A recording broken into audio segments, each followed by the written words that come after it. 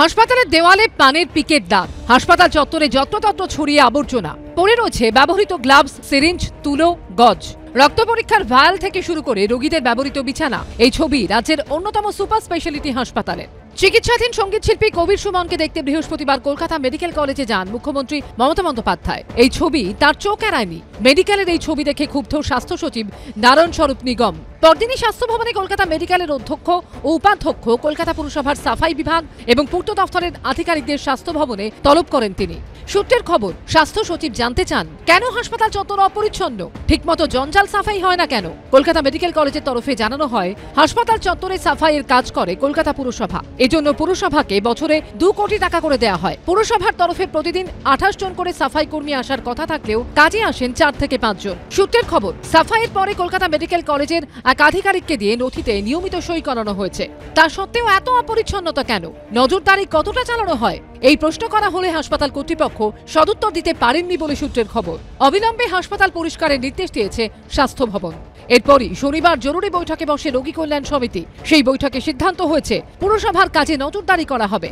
এই নিয়ে পুরসভার সঙ্গে কথা বলা হবে। হাসপাতালে স্থায়ী ও চুক্তিভিত্তিক সাফাই কর্মী ও গ্রুপ ডি কর্মীদের 350 শূন্য পদ পূরণ করা হবে। বেশ কয়েকটি সংস্থাকে সাফাইয়ের কাজ দেওয়া হবে। নজরদারির দায়িত্বে থাকবেন অ্যাসিস্ট্যান্ট সুপার ও ডেপুটি সুপাররা। আমরা যে স্টেপটা যেটা নিয়েছি, কলকাতা কর্পোরেশন যেমন করবে, পাশাপাশি আমরাও একটা যে স্ক্র্যাভেঞ্জিং একটা নেটওয়ার্ক আমরা তৈরি করব। কোনো একটা প্রাইভেট হাসপাতালে গেলে যেভাবে পরিষ্কার পরিচ্ছন্ন থাকে, যে সেখানে যাতে সরকারি হাসপাতালেও একইভাবে পরিষ্কার পরিচ্ছন্ন থাকে, তার জন্যে আমরা দেখব।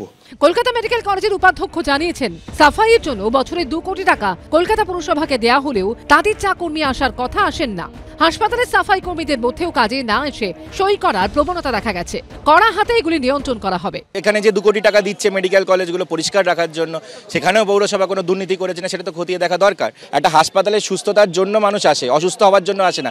কিন্তু এমন অস্বাস্থ্যকর পরিবেশ হয়ে আছে, এত আবর্জনা হয়ে আছে যে সেখানে যা দেখেও মানুষ বা সেখানে এইসব আবর্জনার সামনে থাকলেও আধ ঘন্টা থাকলেও মানুষ ওখানেই অসুস্থ হয়ে পড়ছেন। মেডিকেল কলেজের ভেতরে পৌরসভার এখতিয়ার নেই যে জঞ্জাল সাফাই কর্মীরা যাবে, যেহেতু ওখানে অনেকগুলো রেস্টুরেন্ট বা ওই খাবারের স্টল, এখান দিয়ে অনেক নোংরা পড়ে, 2 বারের পরিষ্কারের ঠিক হচ্ছে না, তাই আবার পরিষ্কার করতে হবে। এবং মেডিকেল কলেজের ভেতরেও পিডব্লিউকে বলা হয়েছে পরিষ্কার করতে। যদিও এরপরও হাসপাতাল চত্বরের বাস্তব ছবিটা বদলায়নি। গোটা হাসপাতাল অপরিচ্ছন্ন বললেও কম বলা হয়।